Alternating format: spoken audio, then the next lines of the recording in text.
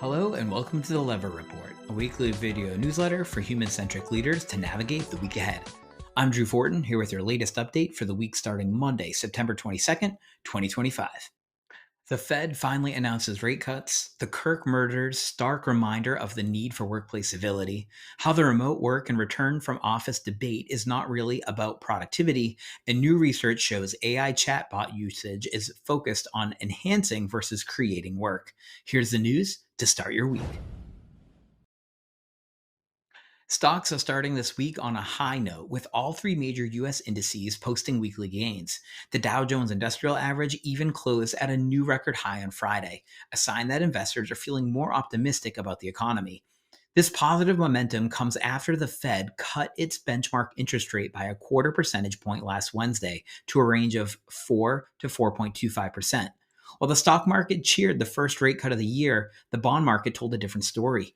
In counterintuitive moves, long term bond yields, including those tied to mortgages, actually rose, with 10-year Treasury yields jumping after the Fed's announcement. This inverse reaction shows that bond traders are worried that easing monetary policy now could lead to higher inflation later on. While the rate cuts are welcome news, the fact that longer term interest rates are rising shows that the market still has concerns about inflation.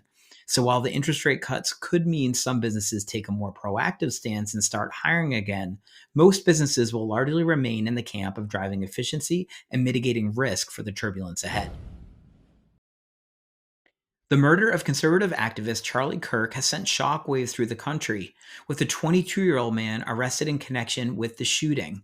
The motive, according to a prosecutor, is steeped in political animosity, the shooter's family telling investigators he had become more political in recent years.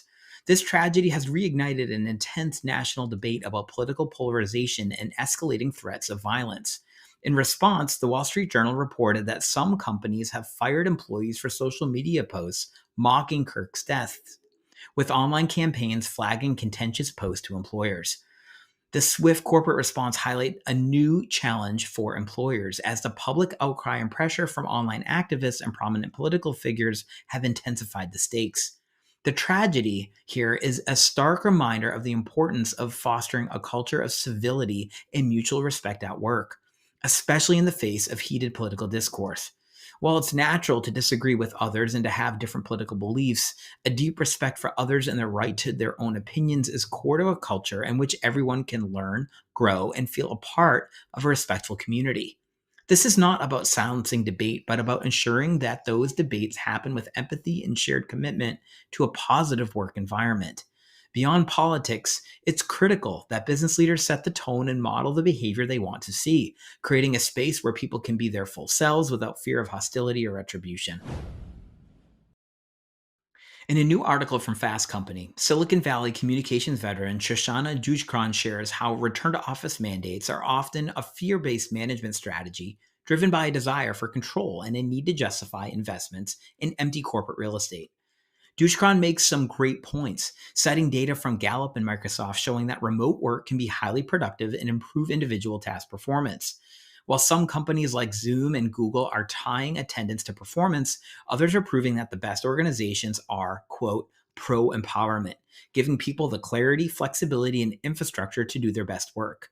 The article also suggests that companies will need to support remote work to attract top AI talent. This article was music to my ears.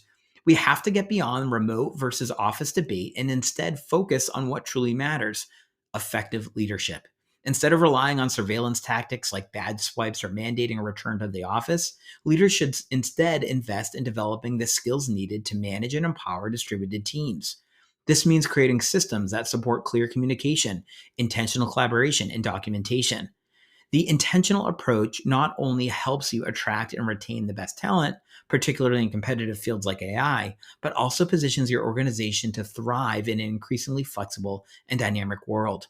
Remember, the winning companies are the ones that trust their people and design systems to support how they actually work, not just where they work.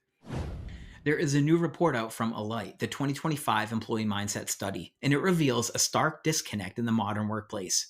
While employee engagement and positive feelings about the workplace are on the rise overall, with 63% of employees reporting positive energy and excitement, A concerning number are dreading their day to day work. According to the study, almost 40% of workers now say they dread starting their workday. That's about double what it was in 2020. The report also highlights a growing perception of overwork, with over 40% of employees feeling their employer expects too much of them. This feeling is particularly strong among Gen Z and millennial workers, who are twice as likely as baby boomers to feel this pressure. This research is a clear signal that it's not enough to simply create a positive macro level culture. You must also address the daily friction points that are causing burnout. The focus must be on practical, hands on support and providing clarity to alleviate the day to day dread that so many employees are feeling. This means ensuring that training and benefits are not just available, but are easy to understand and to use. Companies making the biggest strides here are investing in leadership training to get beyond command and control mindset to one that empowers employees to manage their own workflows, provides meaningful authority, and helps them feel a sense of purpose and connection in their daily tasks. This ultimately translates to positive sentiment into improved performance and well being. A new working paper from the National Bureau of Economic Research called How People Use ChatGPT reveals how the use of consumer grade AI is changing in the workplace.